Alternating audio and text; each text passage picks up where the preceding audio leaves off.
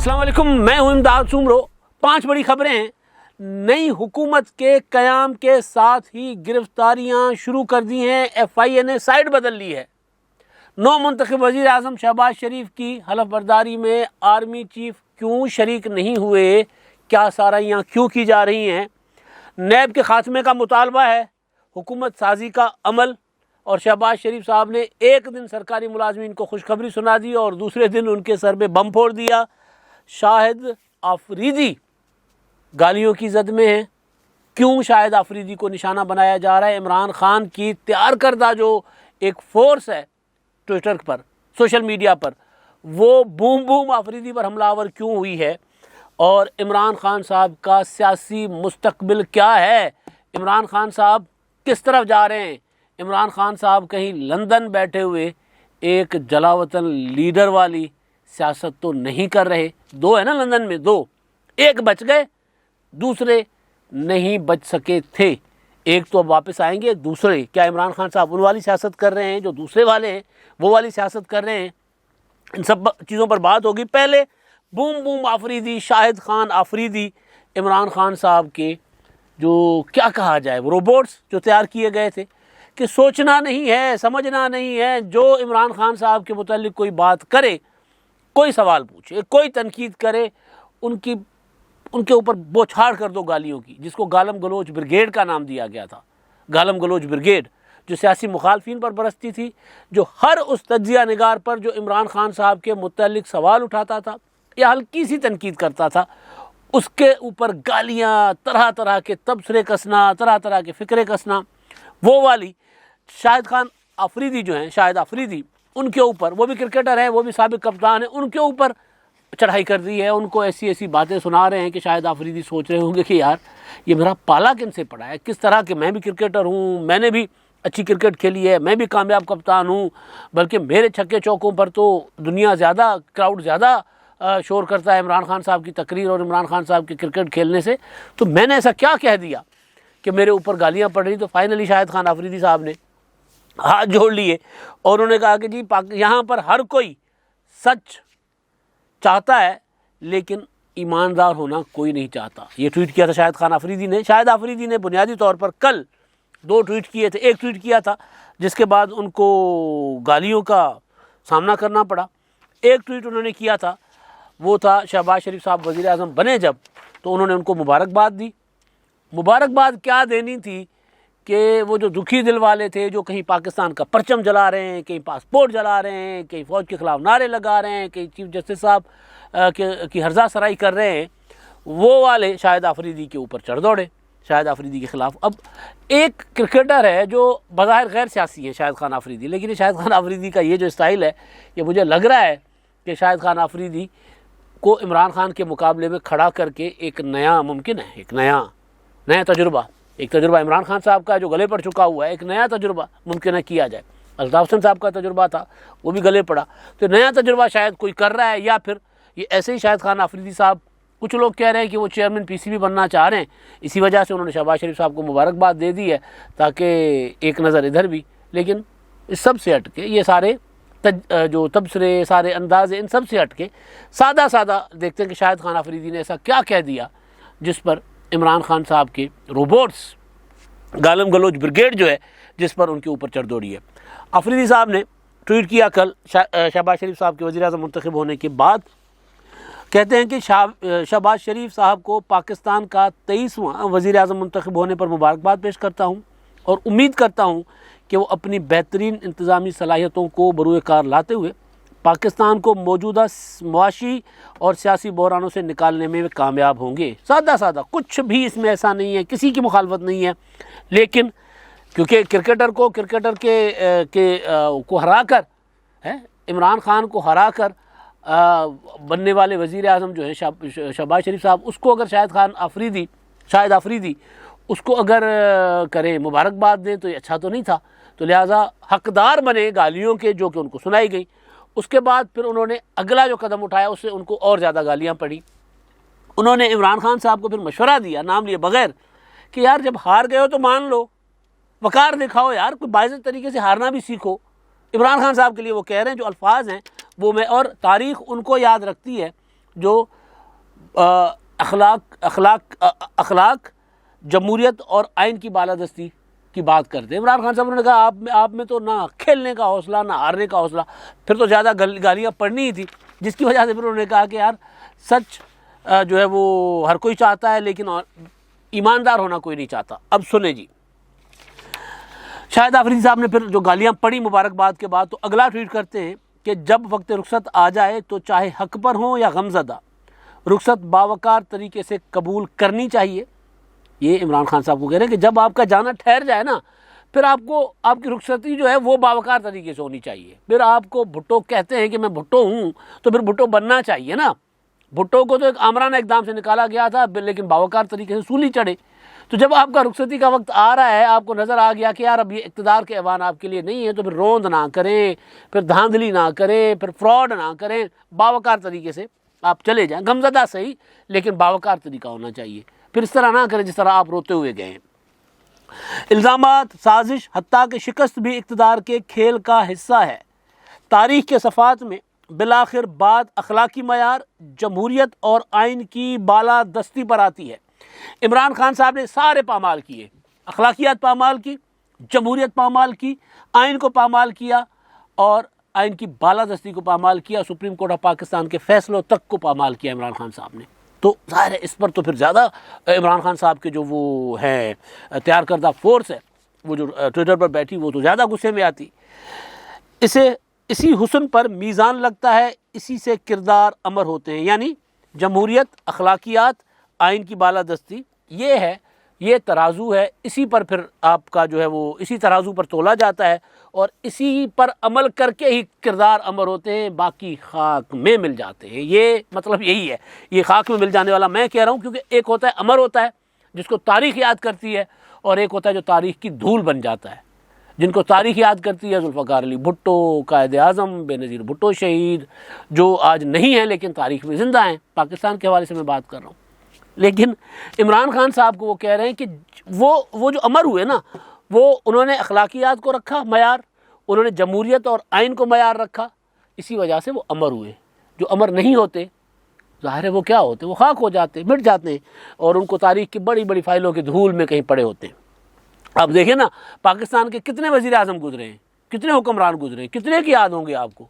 हमें बज़ाते खुद हम तारीख़ से में झांकते रहते हैं, लेकिन हर बार वज़ीर आज़मों की फ़हरिस्त निकालने के लिए हमें गूगल सर्च में जाना पड़ता है कि पाकिस्तान के कितने वज़ीर आज़म कौन कब कहाँ था। लेकिन हमें भुट्टो शहीद का दौर पहले दिन से आखिरी दिन तक याद है कि कब आए थे, कब गए।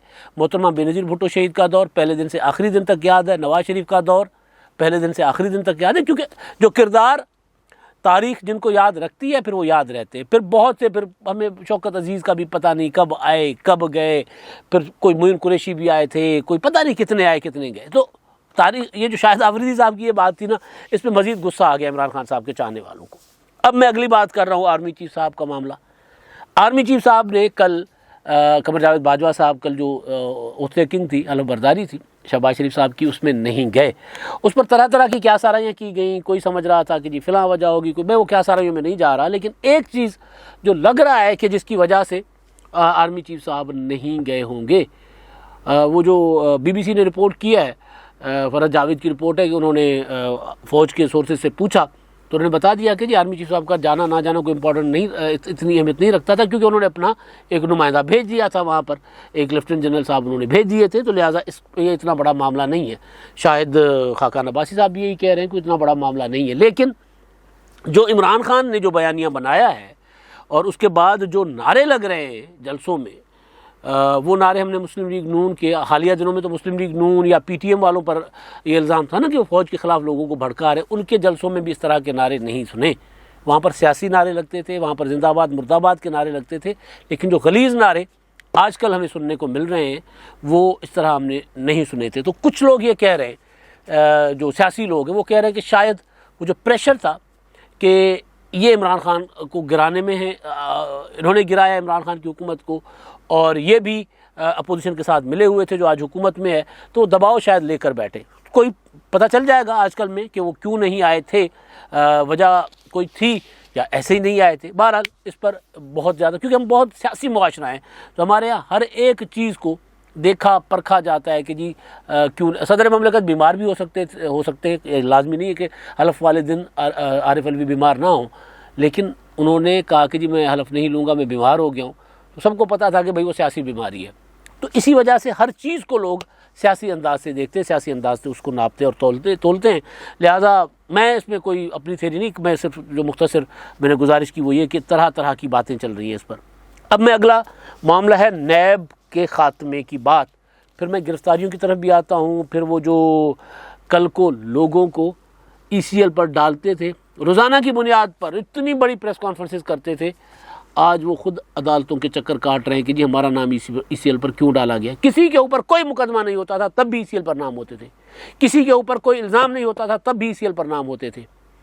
आसिफ जरदारी इमरान खान साहब की हुकूमत से अब तक ECL पर है, फरियाल तालपुर अब तक ECL पर है, मुस्लिम लीग नून की तकरीबन सारी लीडरशिप ECL पर थी। अब ज़ाहिर है अब उनकी हुकूमत आ गई है तो उनके नाम ECL पर जाएंगे। और इन्होंने कभी कोई अदालत, आसिफ जरदारी ने तो कम अज़ कम अपना नाम ECL से निकलवाने के लिए वो कभी नहीं गए, जेल भुगत ली। शाहिद खान अब्बासी एक बार होकर आ गए लेकिन उन्होंने भी जेल भुगती बावकार तरीके से। खुर्शीद शाह साहब ECL पर बावकार तरीके से जेल भुगती। कितने लोग हैं, कितने लीडर हैं जिनके नाम गिनवाएं, और सारे के सारे जिन्होंने जेलों में रखा वो जो है वो आज खुद अदालतों के चक्कर काट रहे हैं कि जी हमारा नाम स्टॉप लिस्ट पर क्यों डाला गया है। और उनको इंसाफ मिला और मिलना भी चाहिए था।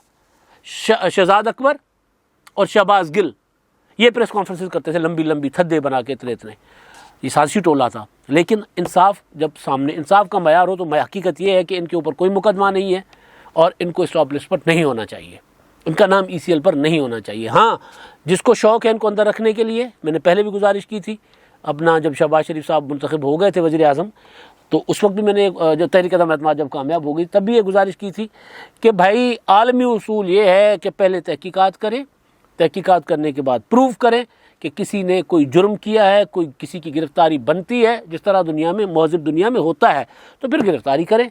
ये नहीं हो सकता कि नैब वाले जो है वो उठा के किसी को 90 दिन के लिए गायब कर दें, पता ही ना चले अभी हम तहकीकात कर रहे हैं। फिर 9 महीने तक आसिफ जरदारी जेल में रहे, पता नहीं कितने महीने, 6-7 महीने वो रहे। हमजा शहबाज 2 बार जेल रहे, तकरीबन 2 साल। शहबाज शरीफ साहब 2 बार जेल जा चुके। फरियाल तालपुर, मरियम नवाज़, यार कोई मुकदमा। खुर्शीद शाह साहब 2 साल, गज़ब खुदा का 2 साल जेल में रहे, किसी ने एक कोई चीज़ साबित ही नहीं की। ये नहीं होना चाहिए। ये उनके कंडक्ट पर वो जो कुछ उन्होंने किया, वो अगर आपने कोई आईनी कानूनी कोई और मामला करके उनको सज़ाएं दिलवानी है तो उस तरफ जाइए। ये ना हो कि उनको एवं बग़ैर किसी वजह के जी शहजाद अकबर और शहबाज गिल या फ़िला इनको भी हमें जेल में चाहिए इसलिए जेल में हो, नहीं। तहकीकात, चीज़ें साबित करें, साबित करने के बाद गिरफ्तारी करें। दुनिया के किसी भी कोने में हो आप गिरफ्तार करके ला सकते हैं, कोई ऐसा मसला नहीं होता दुनिया में, मौजूद दुनिया में अगर आपके पास सबूत होंगे तो आप ला सकते हैं। तो अदालत ने, वो अदालत है जो रात को 12 बजे खुली थी, जिसको गालियां दी गई, उसी अदालत में गए ये, और उसी अदालत ने पहली समाअत पर ही रिलीफ दे दिया कि जी इनके नाम जो है शहजाद अकबर के और शहबाज गिल के नाम स्टॉप लिस्ट में डालने का फैसला मुअत्तल। पहली समाअत पर यही अदालत थी जब रात को 12 बजे खुली थी कि इमरान खान जो है वो आर्मी चीफ को मुअत्तल अपना बरतरफ करने लगे हैं, उनको रोका जाए। तो अदालत खुली थी, अदालत को खुलना चाहिए था। भाई एक बंदे के पास जो काबिज़ है, जो 3 अप्रैल को तहरीक अदम एतमाद हार चुका है, वो मुल्क के आर्मी चीफ को बरतरफ नहीं कर सकता, उसके पास इख्तियार नहीं है। हाँ, 3 अप्रैल से पहले था। 3 अप्रैल से पहले जब तहरीक अदम एतमाद पर वोटिंग करवाते वो और तहरीक अदम एतमाद नाकाम होती तो भी कर सकते थे, पहले भी कर सकते थे, तब नहीं किया। और आखिरी रात को अगर कर रहे थे, जो कि कर रहे थे, जो अच्छे तरीके से चीज़ें सामने आ चुकी हुई हैं कि हाँ जी वो ये कर रहे थे। और मैंने आपको 2-3 महीने पहले बता दिया था कि इमरान खान साहब ये कहते रहे हैं कि जी अगर मुझे मेरे खिलाफ तहरीक अदम एतमाद आई तो मैं आर्मी चीफ को बरतरफ कर दूंगा। तो बहरहाल तो वो अदालत उस वक्त खुली थी कि यार एक गैर आइनी गैर कानूनी काम होने जा रहा है और पाकिस्तान को एक बड़े बहरान से 2-4 किया जा रहा है। और इमरान खान ने उससे कुछ घंटे पहले, यानी दोपहर को, रात को 12 बजे अदालत लगी थी और दोपहर को बिलावल भुट्टो जरदारी को पैगाम भेजा था अगर अपना तहरीक अदम एतमाद वापस लो या फिर मार्शल लॉ के लिए तैयार हो जाओ। तो बिलावल ने उनको मैसेज भेजा था कि जो होगा हम देख लेंगे, तहरीक अदम एतमाद तो आएगी, होगी। यानी इजलास रोका जा रहा था तरह 4 बार इजलास मुलतवी किया गया था। उस दिन इमरान खान साहब कह रहे थे कि मैं मार्शल लॉ लगवाना चाह रहा हूँ। मार्शल लॉ किस तरह लगता, आर्मी चीफ को मैं बरतरफ कर रहा हूँ तो उधर से रद्दमल आता और रद्दमल में क्या होता, मार्शल लॉ लग जाता। उस वक्त तो रात को 12 बजे अदालत का खुलना बनता था। उस अदालत को गालियाँ दी गई, उसी अदालत से रिलीफ लिया। मेरा ख्याल है कि इनको ज़रा जाते हुए ना इस्लामाबाद हाई कोर्ट ज़रा शर्म भी महसूस करनी चाहिए थी। लेकिन मैं इसके हक़ में हूँ कि इनका नाम, किसी का नाम ECL पर ना हो। जो बंदा जिसके ऊपर तहकीकात हो रही हैं, तहकीकात में साबित करे, उसके बाद गिरफ्तार करे, सज़ाएँ दिलवाएँ, और कोई लंबा प्रोसीजर ना रखें कि जी 3-3 साल लोग जेलों में पड़े हों, ना हो। एक चीज़ ये है। अच्छा, दूसरा इसी मामले से जुड़ा हुआ है शाहिद खाकान अब्बासी। इमरान खान साहब की सियासत पर मैं आता हूँ। शाहिद खाकान अब्बासी साहब ने मुतालबा किया है कि नैब को ख़त्म किया जाए। मैं इसके हक़ में हूँ। नैब एक नवाज शरीफ साहब ने जब बनाया था एहतसाब कमीशन, उसको ही ज़रा मुशर्रफ ने ज़्यादा ख़तरनाक बनाया था। बुनियाद नवाज शरीफ साहब की रखी हुई थी। इसको अब ख़त्म होना चाहिए। ये सियासी इंतकाम के लिए मियाँ साहब ने बनाया था, मोहतरमा बेनज़ीर भुट्टो शहीद से इंतकाम लेने के लिए। उसके बाद मोहतरमा बेनज़ीर और नवाज शरीफ से इंतकाम लेने के लिए मुशर्रफ ने उसको मज़ीद ख़तरनाक किया था।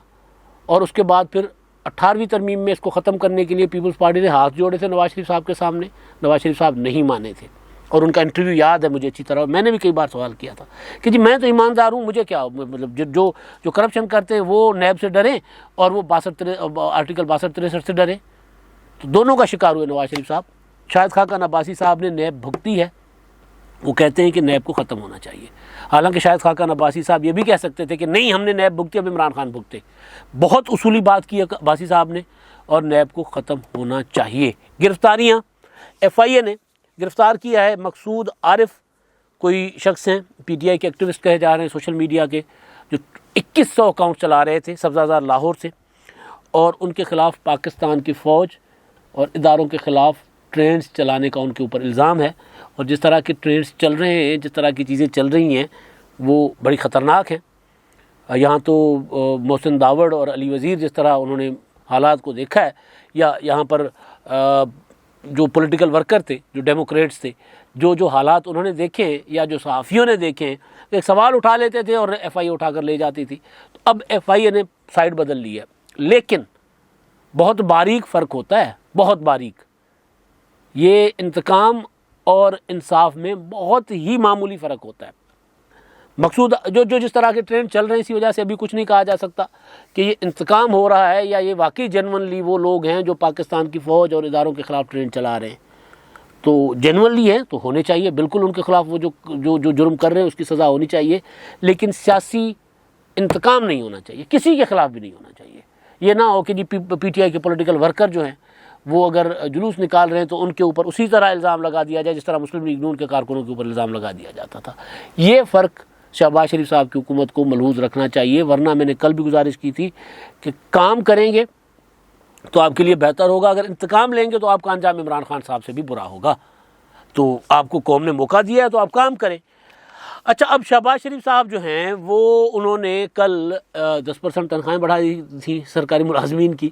आज सुबह 7 बजे पहुँचे वज़ीर आज़म हाउस में। इमरान खान साहब तो 3-4 बजे भी नहीं आते थे। खान साहब सो के उठते ही बहुत लेट थे, और उसके लिए ये उनका मज़हबी मामला। मैं किसी के मज़हबी अकीदे में नहीं जाने वाला आदमी, लेकिन कुछ जेस्चर्स होते हैं कि इमरान खान साहब ने कभी ईद की नमाज़ नहीं पढ़ी।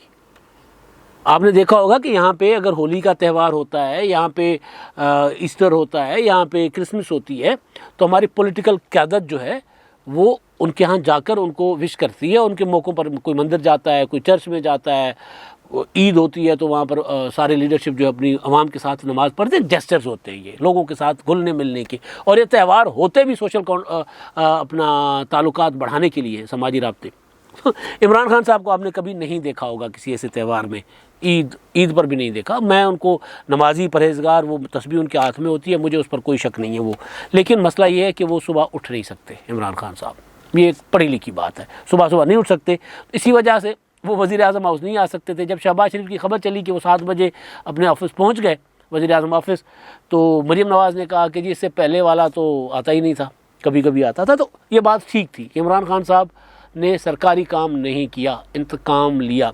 शहबाज शरीफ साहब ने एक तो तनख्वाहें बढ़ाई, और फिर अगले दिन यानी आज उन्होंने सरकारी दफातर हफ्ता और इतवार की छुट्टी में से हफ्ते की छुट्टी ख़त्म कर दी, यानी 6 दिन अब सरकारी दफातर काम करेंगे। तो एक दिन तो ज़रा थोड़ा सा खुशखबरी सुनाई और दूसरे दिन बम फोड़ दिया सरकारी मुलाजिम को। अब हफ्ते के दिन भी काम आकर करना होगा। शहबाज शरीफ साहब के लिए मशहूर है कि भाई वो ना सोते हैं ना सोने देते हैं, काम काम काम और काम। वो उन्होंने खुद बनाया हुआ था पंजाब स्पीड, तो काम में तो बहरहाल वो ये है कि उन एडमिनिस्ट्रेटर बहुत अच्छे हैं। मतलब अंदाज़ा तब होता है कि जब लाहौर में उस्मान बुज़दार साहब की हुकूमत आई और लाहौर को जो कचरे का और गंदगी का, गलाजत का, धुएँ का, मट्टी का ढेर बना दिया गया ना, आमाजगाह बना दी गई, तब अंदाज़ा हुआ कि नहीं यार, शहबाज शरीफ एक सिस्टम बनाता है और सिस्टम के साथ काम करता है। तो अभी देखते हैं, और इंतकाम भी लेता है, इसमें भी कोई शक नहीं है। तो शहबाज शरीफ साहब इंतकाम के इस बार अगर भूल जाएंगे ना कि किसी से इंतकाम लेना है, तो शहबाज शरीफ साहब कामयाब हो सकते हैं। वक्त उनके पास टोटल 1.5 साल है। इमरान खान साहब, आखिरी बात, मेरा ख्याल है और तो कोई बात नहीं ना भूली, हाँ यही है। इमरान खान साहब जो है, हाँ हुकूमत साजी का मामला, तो हुकूमत साजी के लिए अब मुशावरत शुरू है। पीपल्स पार्टी नहीं हुकूमत में शामिल होना चाह रही। ज़्यादा इम्कान है कि पीपल्स पार्टी शायद कोई एक आधी वजारत ले, लेकिन पीपल्स पार्टी को मेजॉरिटी पार्टी कह रही है कि अगर हमने वजारतें लेनी तो फ़ौरन ले ले, वरना फिर ना ले, क्योंकि फ़ौरन लेंगे तो हम अपनी एडमिनिस्ट्रेशन अपनी अपनी वजारतों में अपनी मर्ज़ी के लोग लगा सकेंगे, या फिर ना ही ले, हुकूमत की सपोर्ट जारी रखें और अपनी पॉलिटिक्स जारी रखें। लेकिन अब इमरान खान साहब, इमरान खान ने जलसे और प्रोपेगेंडा प्रोपेगेंडा प्रोपेगेंडा। अब इमरान खान साहब को खुली छूट है, जलसे करें और होनी चाहिए, लेकिन ये खुली छूट किसी ज़माने में अल्ताफ़ हुसैन को भी हुआ करती थी। नवाज़ शरीफ साहब भी उस तरफ जाते जाते, नवाज़ शरीफ साहब सियाने थे, लोग समझ रहे थे कि नवाज़ शरीफ अल्ताफ़ हुसैन बनेंगे, उन्होंने नहीं बनना था बहुत, क्योंकि 3 बार के प्राइम मिनिस्टर थे, उनको पता है कि मैंने कहाँ जाना है। उन्होंने जनरल कमर जावेद बाजवा, जनरल फैज़ हमीद, इन पर तो तनकीद की थी, लेकिन वो ये कहते थे कि मैं इदारों के ख़िलाफ़ नहीं हूँ। वो बाकी जो उनका आइन कानून की बालादस्ती की बात। इमरान खान साहब जो हैं वो अल्ताफ़ हुसैन की तरह बहुत जज्बाती आदमी हैं। आपको याद होगा कि अल्ताफ़ हुसैन को जब बहुत ढील दी गई थी खुली, और उसके बाद जब आहिस्ता आहिस्ता उन पर पाबंदियाँ लगना शुरू हो गई, टीवी पर उनको नहीं दिखाना था, उनकी मीडिया कवरेज नहीं होती थी, तो फिर फाइनली अल्ताफ़ हुसैन साहब ने एक ऐसा नारा लगा दिया जिसने अल्ताफ़ हुसैन की पाकिस्तान में सियासत पर पाबंदी लगा दी। मुत्तहिदा कौम मूवमेंट पाकिस्तान बनी। अल्ताफ़ हुसैन आइन और कानून के मुताबिक पाकिस्तान में, या अदालती फ़ैसलों के मुताबिक या हुकूमती फ़ैसलों के मुताबिक पाकिस्तान में उनके ऊपर सियासत की पाबंदी है। इमरान खान साहब जलसे कर रहे हैं। 16 को उनका जलसा कराची में, पहले 17 को होना था, 16 को, 23 को लाहौर में है, और कल वो पेशावर में जलसा करेंगे। खुल के बात करेंगे, खुल के। उनको अभी मेरा ख्याल है ढील दी जा रही है कि जी बोलो जितना बोलना है। खान साहब मुसलसल एक ऐसा बयानिया बना रहे हैं कि उनके जलसों में जो नारा लग रहा है, वो नारा किसी सूरत पाकिस्तान के रियासती स्ट्रक्चर के में बर्दाश्त नहीं होता। या वो जो विजुअल्स आ रहे हैं कि कोई पासपोर्ट जला रहा है पाकिस्तान का, कोई झंडा जला रहा है, तो इमरान खान अगर नवाज़ शरीफ साहब की तरह संभलेंगे, 2 कदम चल के एक चुप हो जाएंगे, ठीक है, डरावा देकर, तो ठीक है। वरना अगर जिस तरह के ट्विटर पर ट्रेंड्स चल रहे हैं, जिस तरह के उनके बंदे गिरफ्तार हो रहे हैं, तो फिर इमरान खान साहब जो है वो अल्ताफ़ हुसैन बनने से नहीं अपने आप को बचा सकते। फिर ज़बान से खुद बोलें ना बोलें, लेकिन उनके ख़िलाफ़ ये जो लोग गिरफ़्तार हो रहे हैं या जो ट्रेंड्स चल रहे हैं, जो नारे लग रहे हैं, वो ही उनके ख़िलाफ़ एक बहुत बड़ा सबूत हो सकता है। इमरान खान ने एक पार्टी बनाई है, PTI, एक पॉलिटिकल पार्टी है। उस पार्टी को पाकिस्तान के आइन कानून के दायरे में रहकर सर्वाइव करना चाहिए। उसको अगर वो आइन और कानून का दायरा नहीं तोड़ती तो उसके ख़िलाफ़ किसी किस्म की कोई कार्रवाई नहीं होनी चाहिए। लेकिन इमरान खान साहब जिस तरफ लेकर जा रहे हैं, उसमें डर है कि इमरान खान साहब एक बड़ी पॉलिटिकल पार्टी बनाने के बाद उसको खुद ही नुकसान पहुंचाएंगे। तो जब उस पार्टी को नुकसान पहुंचाएंगे तो आप सोच सकते हैं कि उनका अपना सियासी मुस्तकबिल क्या होगा। अब तक के लिए इतना ही। अल्लाह हाफ़िज़।